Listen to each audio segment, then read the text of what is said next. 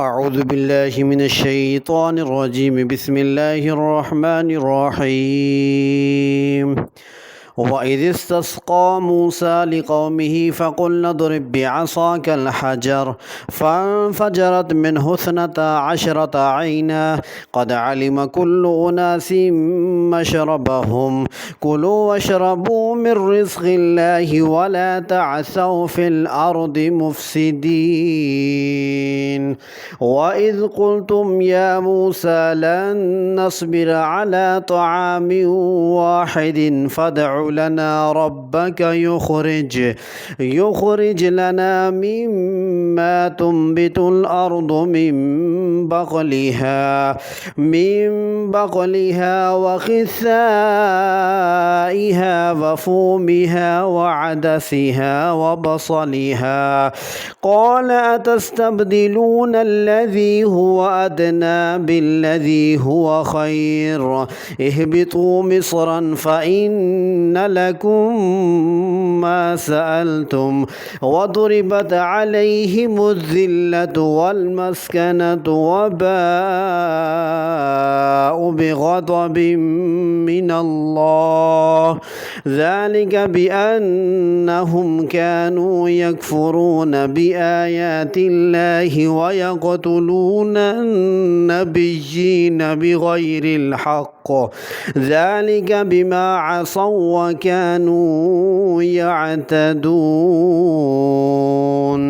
إن الذين آمنوا والذين هادوا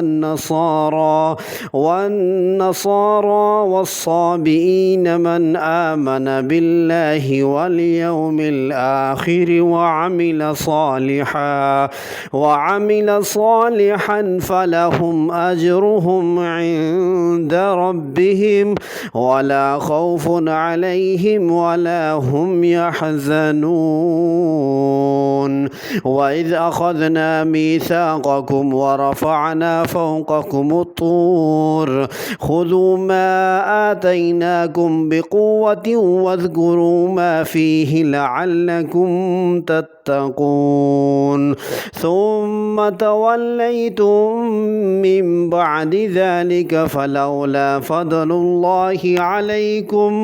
عليكم ورحمته لكنتم من الخاسرين ولقد علمتم الذين اعتدوا منكم في السبت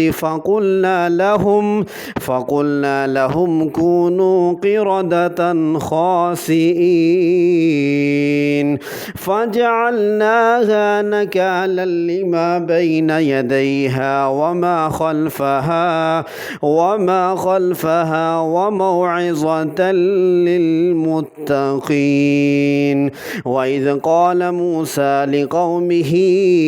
إن الله يأمركم أن تذبحوا بقرة قالوا أتتخذنا هزوا قال أعوذ بالله أن أكون من الجاهلين قالوا ادع لنا ربك يبين لنا ما هي قال إنه يقول إنها بقرة لا فارض ولا بكر عوان بين ذلك ففعلوا ما تؤمرون قالوا ادع لنا ربك يبين لنا ما لونها قال إنه يقول إنها بقرة صفراء فاقع لونها تسر الناظرين قالوا ادع لنا ربك يبين لنا ما هي إن البقرة شابه علينا وإنا إن شاء الله لمهتدون قال إنه كادوا يقول إنها بقرة لا ذلول تثير الأرض ولا تسقي الحرث مسلمة لا شية فيها قالوا الآن جئت بالحق فذبحوها وما كادوا يفعلون. صدق الله العظيم.